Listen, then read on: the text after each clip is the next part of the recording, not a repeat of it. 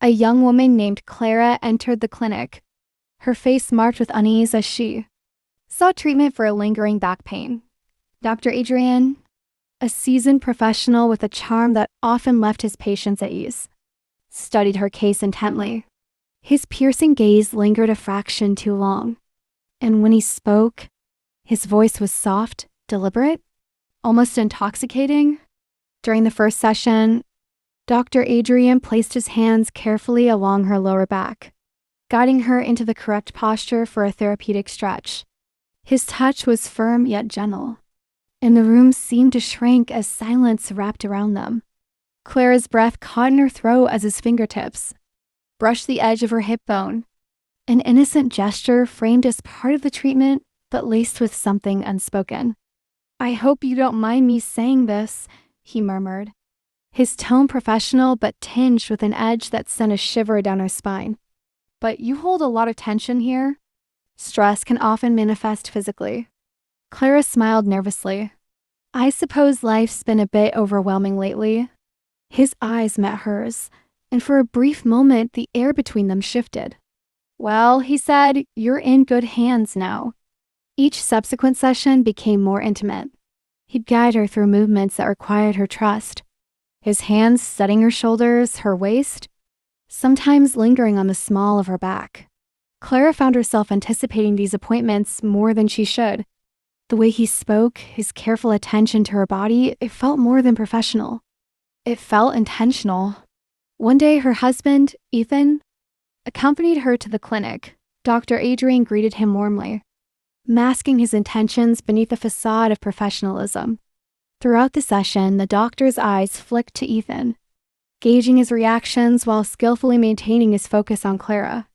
"Ethan, would you mind stepping out for a moment?" Adrian asked.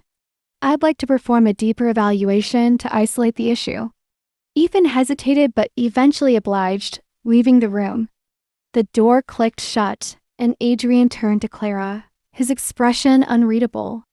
"You've been holding something back," he said, his voice low. His hand rested on her shoulder, thumb brushing her collarbone. "I can tell." Taking advantage of the opportunity, he turned off the light and inserted 3 fingers into my comfort zone. When I screamed out of pain, he withdrew his hand. Clara's pulse quickened. "I don't know what you mean." His lips curved into a knowing smile. "Tension like this doesn't come from nowhere. Tell me what's really weighing on you." Her breath faltered as his fingers trailed lightly down her arm, stopping just above her wrist. She wanted to pull away, to protest, but the intensity in his gaze held her captive. "You shouldn't," she began, but the words died on her lips as he leaned closer. His breath warm against her ear. "Sometimes," he whispered, "letting go is the best medicine." In the weeks that followed, their interactions grew bolder. Adrian's cleverness lay in his ability to blur the lines, to disguise his advances as care. He'd send Clara home with exercises that required his personal oversight, creating opportunities for private sessions outside the clinic. One evening, Ethan grew suspicious of the doctor's prolonged interest in his wife's treatment.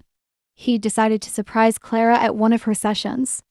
Arriving unannounced, he pushed open the door to find Adrian standing too close, his hand lingering on Clara's back as they shared a look that was unmistakable. The room froze. Clara's heart plummeted as Ethan's face twisted with disbelief. Adrian, ever composed, stepped back and smiled. "Ethan," he said smoothly, "I was just about to explain. A new treatment plan for Clara. You arrived at the perfect moment." One evening, Ethan decided to follow Clara, determined to uncover the truth. She had told him she was attending a late therapy session, but instead he found her entering Adrian's private office. Through a crack in the blinds, he saw what he had feared most: Adrian's hand brushing her cheek, their faces inches apart. Ethan stepped into the room, his voice sharp. "Clara, what's going on here?" Clara froze, her eyes wide with panic. Adrian, ever composed, straightened his coat and offered a practiced smile. "Ethan, you're misunderstanding the situation." "No," Ethan interrupted, his voice rising. "I've seen enough. Clara's facade crumbled. Tears welled in her eyes as she turned to her husband. Ethan, You betrayed me, Ethan said, his voice breaking. After everything, Adrian stepped forward, attempting to salvage control of the situation. Ethan, emotions run high during treatment. It's not uncommon. Save it, Ethan snapped. He turned to Clara, his voice trembling with anger and hurt. We're done. Ethan left without another word, slamming the door behind him. The sound echoed in the room, leaving Clara and Adrian in suffocating silence. Clara turned to Adrian, expecting reassurance, but his charm had vanished. His expression was cold, detached. Well, he said, straightening his tie. It seems our arrangement has run its course. She stared at him, stunned. You don't mean that. He shrugged.